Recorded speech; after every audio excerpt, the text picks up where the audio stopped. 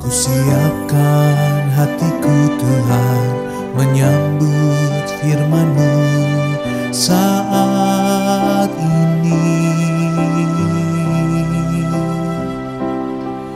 Aku sujud menyembah Engkau dalam hadirat-Mu saat ini.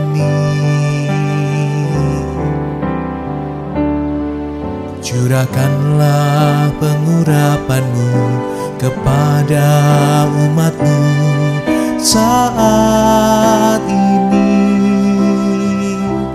Kusiapkan hatiku Tuhan mendengar firman-Mu.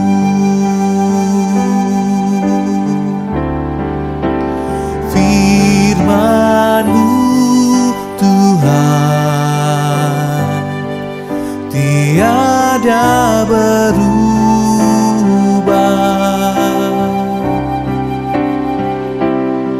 sejak semulanya dan selama-lamanya tiada berubah. Firman-Mu Tuhan penolong hidupku. Kusiapkan hatiku Tuhan menyambut firman-Mu.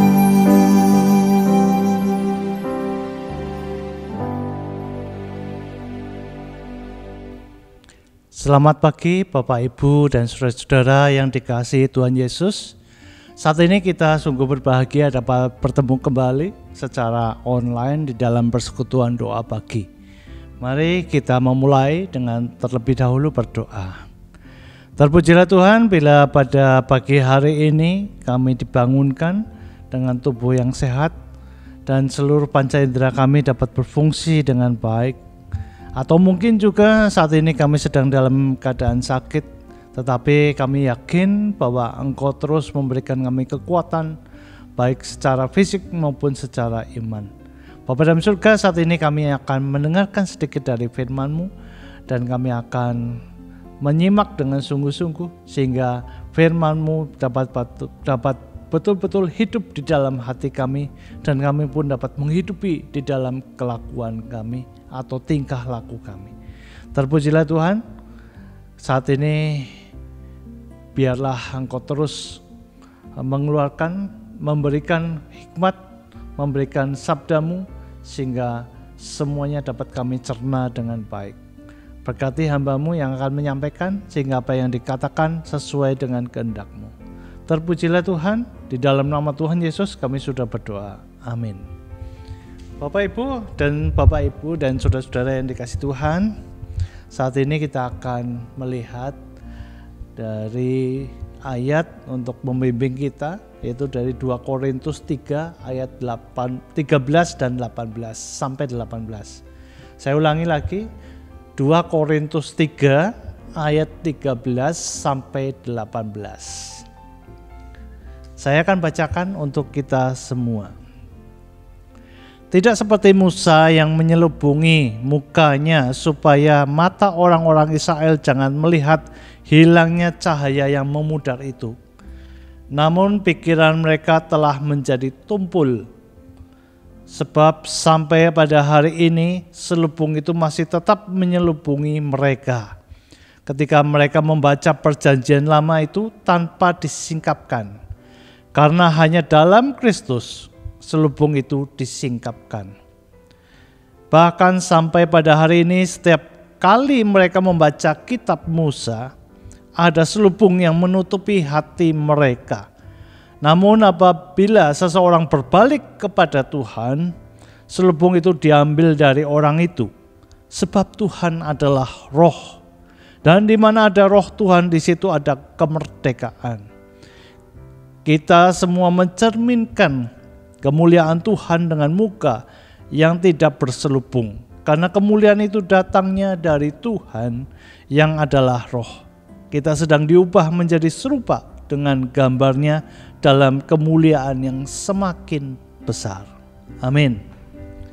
Nah, Bapak Ibu, saya memberi judul pada renungan pagi hari ini dengan judul selubung, ya. Nah, Bapak Ibu, kalau kita melihat, ketika saya melihat di YouTube, saya suka dengan acara Kick Andy, ya, itu di Metro TV.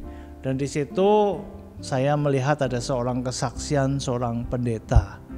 Kesaksian ini adalah pendeta yang sebenarnya yang luar biasa juga, ya Bapak Ibu, karena pendeta ini asalnya atau asal-usulnya itu berasal dari lingkungan preman. Boleh disebut juga mafia atau gangster, ya.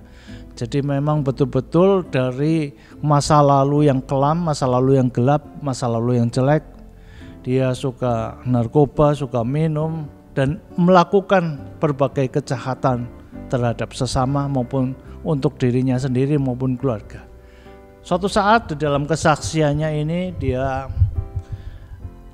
hampir mati, ya, karena ditusuk berkali-kali, dan dia deal dengan Tuhan bahwa apabila saya selamat di dalam peristiwa ini, saya masih bisa hidup, saya akan menjadi hamba Tuhan atau menjadi pendeta.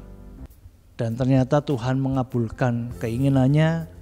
Akhirnya pendeta ini bertobat dan menjadi belajar sekolah Alkitab dan menjadi pendeta. Itu adalah sebuah kisah yang sangat fantastis, saya boleh bilang begitu, karena ada perubahan yang sangat besar. Tadinya seorang yang nakal, kejam, tiba-tiba menjadi hamba Tuhan, tiba-tiba menjadi seorang pengikut Kristus, dan dia bisa menginjili kepada sesamanya, yaitu bekas-bekas mantan narapidana, bekas-bekas gangster, dan dia rajin sekali untuk bersaksi dan melayani Tuhan. Puji Tuhan. Nah, pada saat ini ketika kita setelah mendengarkan dari 2 Korintus 3 ayat 13 sampai 18, dalam bacaan ini kita melihat bahwa dari tulisan Rasul Paulus, dia mengungkapkan ketika itu Musa, dia menceritakan tentang Musa yang bertemu dengan Allah, Tuhan Allah di puncak Gunung Sinai. Musa menemui Tuhan Allah karena memang disuruh untuk naik, dan Musa diberikan perintah-perintah, aturan supaya itu disampaikan kepada bangsa Israel. Ketika Musa menghadap Allah, sebagaimana kita ketahui Allah adalah kudus, dan kekudusannya itu digambarkan seperti kilauan atau seperti cahaya yang sangat terang, dan Musa mau tidak mau terkena cahaya itu, dan muka Musa pun bercahaya terang sekali. Dan ketika dia turun dari Gunung Sinai dan menemui bangsa Israel, rakyat Israel, bangsa Israel takut melihat Musa karena wajahnya Musa adalah berkilauan karena setelah bertemu dengan Allah. Makanya mereka menjadi takut, bangsa Israel ini menjadi takut, dan Musa menyadari hal itu. Akhirnya dia mengambil kain dan dia menutupi mukanya. Disitulah dia menyampaikan peraturan atau Taurat dari Tuhan, 10 hukum perintah Allah kepada bangsa Israel. Nah, Bapak Ibu, itu adalah tema khotbah yang kemarin juga, yaitu transfigurasi, ya. Jadi ada perubahan wajah, ya. Wajah Musa mencerminkan kemuliaan Allah. Sebagaimana yang tadi saya ungkapkan juga, bahwa pendeta ini yang mantan gangster atau mantan mafia, mantan preman ini pun dia sudah berubah, mengalami transfigurasi, mengalami perubahan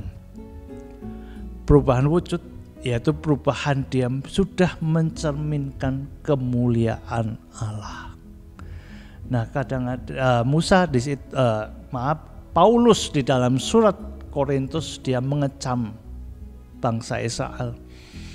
Karena sampai saat ini bangsa Israel masih tertutup. Ya, tertutup hatinya, terselubung. Ketika dia membaca Taurat, dia tidak mengerti makna atau arti yang sesungguhnya. Tetapi dia membaca hanya secara teks atau harafiah. Dia membaca hanya rutinitas, hanya kegiatan rutinitas. Tetapi dia tidak bisa memaknainya. Nah, Paulus menasehati di dalam surat Korintus ini. Jadi ketika seseorang berbalik kepada Tuhan, ketika seseorang bertemu dengan Allah, maka Allah akan menyingkapkan selubungnya sehingga mengerti akan kehendak Allah. Ketika setelah seseorang mengenal, bertemu dengan Allah, ada perubahan besar yang terjadi di dalam hidupnya. Karena itu dia akan berubah. Dia akan berubah dengan mencerminkan kemuliaan Allah di dalam tingkah lakunya. Ya, seperti tadi mantan preman ini menjadi pendeta dan dia mencerminkan kemuliaan Allah dengan menginjili, dengan berbuat baik, dengan melakukan apa yang diperintahkan Tuhan. Nah, bagaimana dengan kita Bapak Ibu? Apakah kita sudah membuka selubung kita atau Allah membuka selubung kita? Sehingga ketika kita membaca firman Tuhan dan kita melakukannya, berarti kita sudah bertemu dengan Allah. Berarti kita sudah mau berubah. Allah mengubah hati kita, membuka selubung hati kita. Sehingga wajah kita, tingkah laku kita mencerminkan kemuliaan Allah. Itulah yang Allah kehendaki di dalam kehidupan kita. Bertemu dengan Allah dan melakukan transfigurasi, perubahan nyata di dalam kehidupan kita. Seringkali kita merasa nyaman dengan kehidupan lama kita. Ketika kita belum bertemu dengan Allah, kita merasa tidak merdeka, merasa kita berbuat seenaknya, asal itu menyenangkan hati kita. Tapi ketika kita bertemu dengan Allah, selayaknya lah kita sudah mencerminkan kemuliaan Allah. Mulai dengan hal-hal yang kecil Bapak Ibu, yang bisa kita mencerminkan, memperhatikan seseorang, mendoakan seseorang, memberikan keperluan orang itu, memberikan kasih sayang kepada keluarga. Itulah mencerminkan kemuliaan Allah. Terlebih dari itu adalah ketika kita berbuat apa yang Allah perintahkan pada kita, yaitu menginjili setiap orang, supaya setiap orang mau bertobat dan percaya kepada Yesus sebagai juru selamat. Nah Bapak Ibu, sudahkah kita membuka selubung hati kita? Banyak sekali yang mungkin harus kita buka di dalam selubung-selubung kita. Tetapi kita percaya bahwa Tuhan Allah akan memberikan kita kekuatan. Kita membuka selubung-selubung kita. Kita membuka kebohongan kita. Kita buang kebohongan, kemunafikan, iri hati, serakah. Buang itu. Dan kita harus mencerminkan kemuliaan Allah di dalam kehidupan kita. Tingkah laku kita, pikiran kita, sifat kita. Ketika kita sudah bertemu Allah, ada perubahan besar yang terjadi di dalam kehidupan kita. Sebagaimana juga Petrus, selama ini ketika dia mengikut Yesus selama 3 tahun lebih, belum terbuka selubungnya. Tetapi ketika dia sudah mulai terbuka dengan Allah, menyaksikan penderitaan dan kebangkitan Tuhan Yesus, selubung dari Petrus sudah terbuka. Petrus sudah tidak lagi menjadi takut. Petrus sudah tidak lagi menjadi bingung. Tetapi ketika dia sudah mengetahui bahwa Allah, Tuhan Yesus Juru Selamat, dia sudah berimitasi, bertransfigurasi sama seperti Yesus. dia pun meyakini hal itu. Bahkan dia mau mati disalib, tetapi dia tidak layak disalib seperti Yesus. Dia minta disalib terbalik, karena dia sudah membuka selubungnya. Dia sudah mengerti siapa Yesus, Juru Selamat, dan dia sudah merubah hidupnya. Yang tadinya menyangkal, yang tadinya keras kepala, yang tadinya hanya mementingkan dirinya sendiri, dia sudah rubah ketika dia sudah bertemu dengan Yesus secara pribadi. Marilah Bapak Ibu dan saudara-saudara yang dikasihi Tuhan, kita buka selubung hati kita. Kita membuka seluruh kehidupan kita. Kita serahkan kepada Yesus.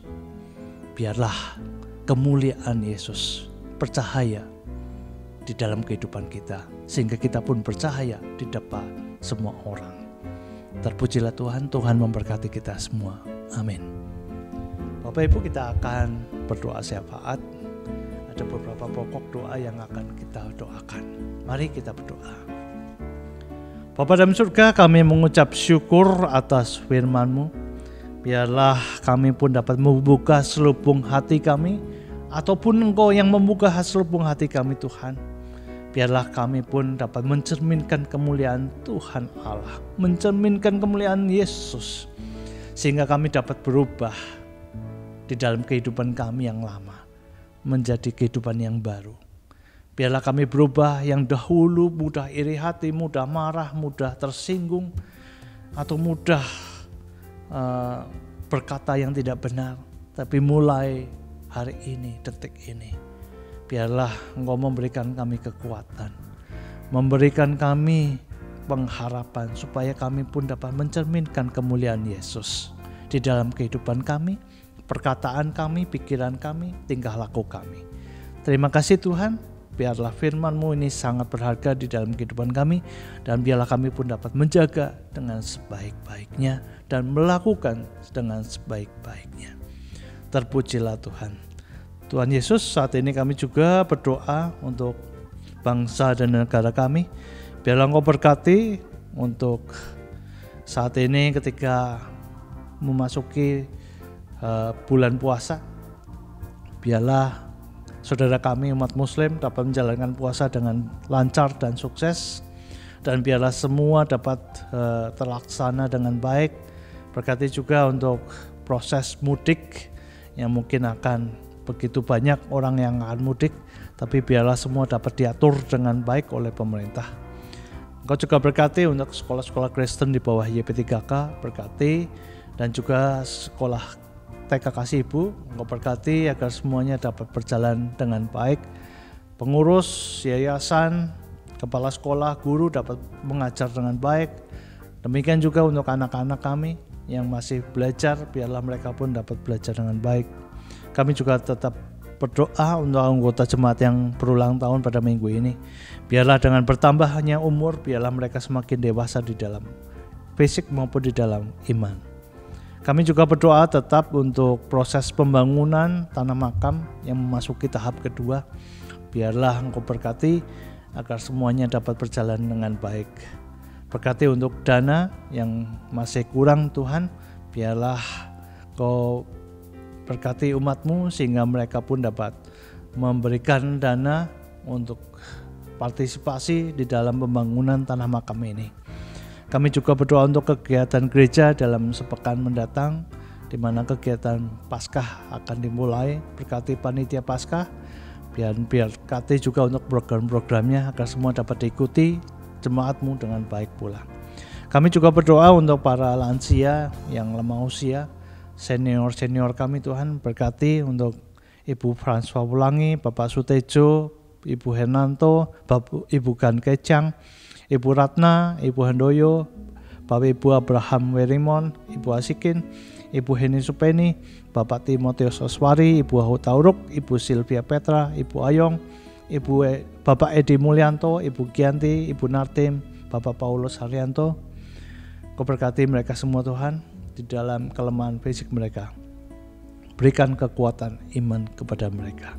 Berkati juga mereka yang merawat sanak saudara mereka agar mereka pun dapat tetap setia, tetap sehat, sehingga dapat merawat dengan baik.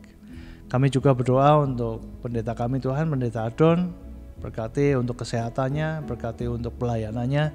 Demikian juga Pendeta Yuli, biarlah Engkau berkati juga untuk kesehatan dan pelayanannya. Demikian juga untuk Capen, Cynthia, biarlah Engkau juga berkati. Terpujilah Tuhan, bila sebentar lagi kami akan kembali meneruskan aktivitas kami. Engkau terus memberkati kami dan menyertai kami. Biarlah kemuliaan Tuhan nyata di dalam kehidupan kami. Dalam nama Tuhan Yesus kami sudah berdoa. Amin. Demikian Bapak Ibu, persekutuan doa pagi pada hari ini. Kiranya ini menjadi berkat rohani bagi kita semua. Tuhan memberkati kita semua. Amin.